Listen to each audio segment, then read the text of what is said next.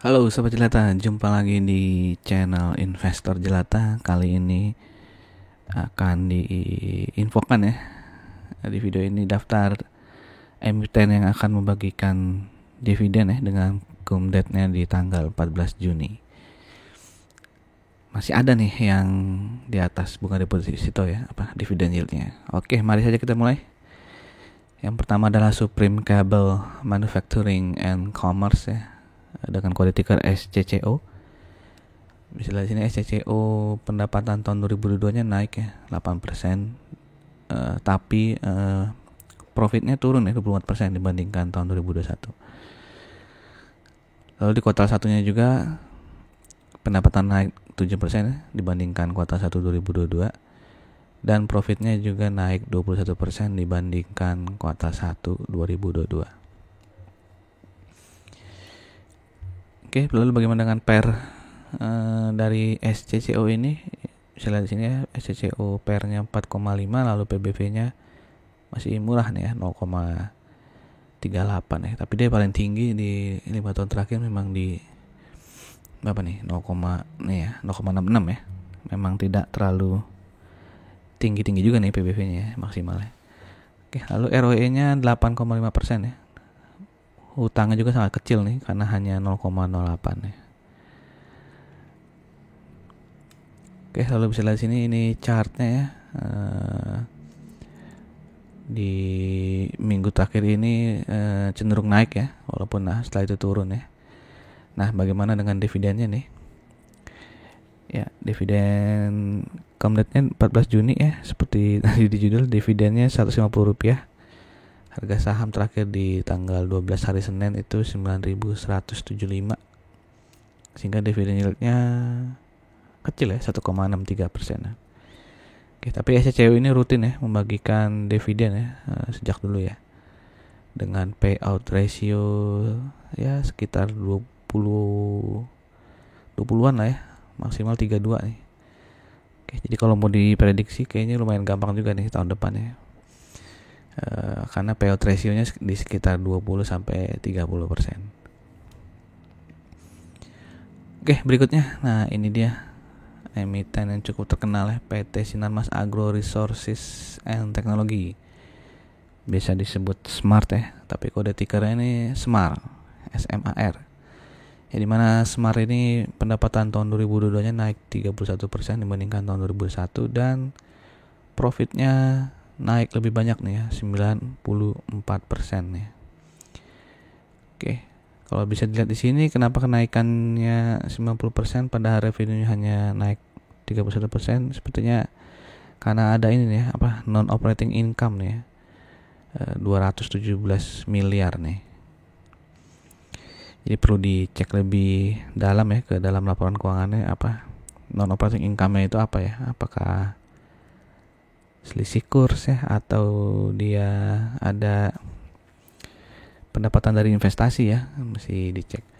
Nah, bagaimana kuartal 1 2003-nya pendapatannya naik tipis banget ya, 0,81, dan profitnya turun ya 72% ya. Nah, yang anehnya sekarang non operating income ya, yang membuat ini profitnya jadi turun ya, karena ada non operating income minus 175 miliar ya. Sedangkan di kuartal 1 2022 itu non operating income-nya hanya hanya minus 97 miliar. Oke. Nah, bagaimana dengan rasio SMAR ya? Di sini PR-nya 14,89 ya. Wah, udah tinggi ya. Oke. Karena tadi kuartal 1 2023-nya kan profitnya turun ya, turun 72% ya dibandingkan kuartal 1 22 ya, sehingga mungkin itu yang membuat earningnya turun dan PR juga jadi naik ya. Lalu PBV-nya 0,75 ya, wah masih kecil ternyata SMAR ya PBV-nya, dan ROE-nya 5% saja. Nah, ini juga karena profitnya turun, jadi ROE-nya juga turun ya, karena sebelumnya ROE-nya lumayan besar tuh ya, 28%, 19% ya. Dan DER-nya ya masih wajar lah, 1,05 ya, sudah cukup besar sih tapi masih wajar.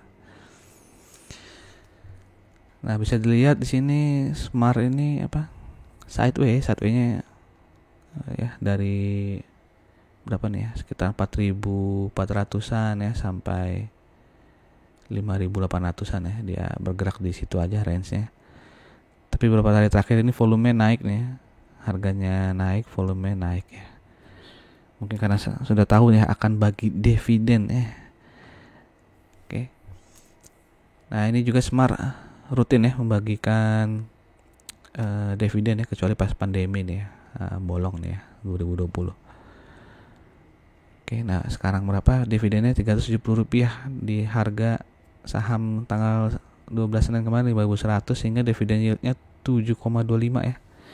Walaupun tadi harganya sudah lumayan naik ya, tapi itu tetap akan memberikan dividen yang jumbo ya, di atas bunga deposito 7,25%. Oke, lanjut saham berikutnya Indokorsa ya, dengan kode ticker BRAM ya, di mana pendapatan tahun 2022-nya naik 34% dibandingkan 2021 dan profitnya naik 33% ya. Oke, jadi 2 tahun terakhir nih growth-nya lumayan ya BRAM ya.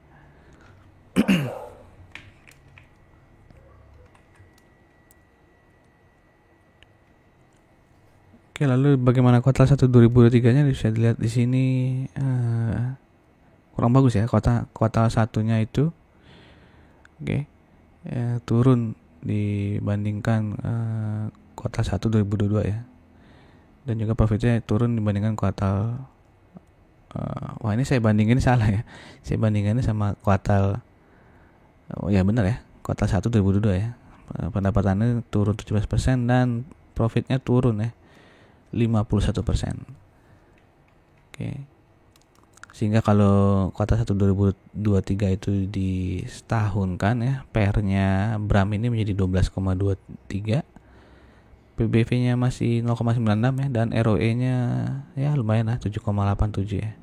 Dengan hutang yang cukup kecil ya, karena DR-nya hanya 29%. Nah, ini BRAM juga ya lumayan harganya sideways ya. Sejak tahun lalu nih ya, Agustus 2022 ya, sideway. Nah, BRAM juga rutin membagikan dividen ya, historinya bisa teman-teman lihat di sini. Dan tahun ini akan memberikan dividen Rp200 ya, di mana harga terakhir di Senin kemarin 7.475, sehingga dividen yieldnya 2,67. Oke, lumayan. Untuk teman-teman yang baru mampir di channel Investor Jelata ini, silahkan di subscribe ya, jangan lupa diklik loncengnya. Oke, lanjut. Kemudian ada Elsa ya. Elsa juga akan membagikan dividen dengan cum-date di tanggal 14 Juni. Nah, ini sudah saya bahas ya lebih detail ya tentang Elsa di video sebelumnya. Silahkan teman-teman cari di channel Investor Jelata, atau nanti linknya saya taruh di kanan atas ini atau di deskripsi. Oke, lanjut. Nah, berikutnya AKPI ya, Arga Karya Prima Industri, di mana di sini pendapatan AKPI ya naik 14% ya di tahun 2022 dibandingkan 2021, dan profitnya naik 43% dibandingkan tahun 2021. Untuk kuartal satunya ya, itu turun 12% pendapatannya dibandingkan kuartal 1 2022, dan profitnya turun lebih jauh lagi nih ya, 87% ya turunnya dibandingkan tahun kuartal 1 2022. Oke, ini chartnya cenderung masih downtrend ya, sejak kapan nih? Mei tahun lalu ya, downtrend. Nah, AKPI juga rutin ya membagikan dividen ya. Rutin nggak nih? Wah, sejak ada 5 tahun bolong nih. Tahun 2018 juga bolong ya. Oke. Nah, tahun ini akan membagikan dividen Rp16,5 ya, di mana harga closing tanggal 12 kemarin itu 1.000, sehingga dividen yieldnya 1,65% ya. Termasuk kecil lah ini dividennya ya. Oke, ini yang terakhir ya, IMC Pelita Logistik ya, dengan kode ticker PSSI ya. Ini perusahaan logistik, di mana di sini pendapatan tahun 2022 naik 13% dibandingkan 2021, dan profitnya naik lebih besar lagi 75% ya dibandingkan tahun 2021. Nah ini juga sama nih ya, kenaikannya juga ditopang oleh non operating income ya sebesar 158 miliar. Ya. Nah kuartal 1 2003 yang gimana? Nah ini juga kuartal 1 revenue-nya naik 8% ya dibandingkan kuartal 1 2022, dan lagi-lagi net income-nya naik banyak ya 107% ya dibandingkan tahun 2022 ya kuartal 1. Nah ini lagi-lagi karena ada non operating income ya 214 miliar malah sekarang. Ya baru satu kuartal udah ada non operating income 214 miliar ya. Nah itu kalau saya cek laporan keuangan itu ada keuntungan atas penjualan aset tetap ya. Oke, ini sebesar, kalau di sini laporan keuangannya dalam dolar nih ya. Oke, 12 juta dolar berarti ya. Nah itu aset apa yang dijual? Wah lupa saya copy ya. Aset yang dijual tuh pas saya baca ini ya, apa dia jual aset kapal ya, mungkin sudah lumayan tua jadi dijual ya, atau dia mau ganti kapal ya. Intinya ada kapal yang PSSI jual gitu ya. Nah itu yang menjadi non operating income. Oke, nah bagaimana dengan rasio PSSI ya, dimana PER-nya itu 3 nih ya, PBV-nya sudah di atas 1 nih ya, 1,31, dan ROE-nya 43% ya, melonjak banyak karena tadi profit kuartal 1 2003 nya juga melonjak banyak nih. Tapi rata-rata 2 tahun terakhir tuh ROE-nya di 28% dan 21% nih. Oke, nah ini chartnya PSSI ya, sempat ya mungkin teman-teman juga nih tahu ya, tahun 2021 ke 2022 dia naik banyak nih PSSI ya, bersama dengan emiten-emiten logistik lainnya ya. Nah sekarang sudah cenderung dia turun lalu mencoba uptrend kembali nih ya, sedang mencoba naik.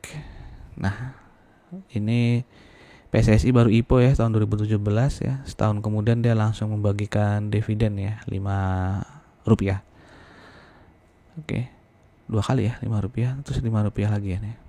Berarti ada dividen interim dan dividen final mungkin ya di 2018 ini. Nah tahun ini akan membagikan dividen 50 rupiah, di mana harga closing di tanggal 12 itu 650 ya, sehingga dividen yieldnya 7,69 ya. Jadi jumbo juga nih ya, sama seperti Smart ya. Oke. Ini emiten terakhir. Sekian saja informasi terkait emiten yang akan memberikan dividen di Kumdatnya 14 Juni ya. Sekali lagi disclaimer on dari saya hanya sharing info saja. Silakan teman-teman melakukan riset kembali sebelum take action. Oke, terima kasih. Sampai jumpa. Salam jelata.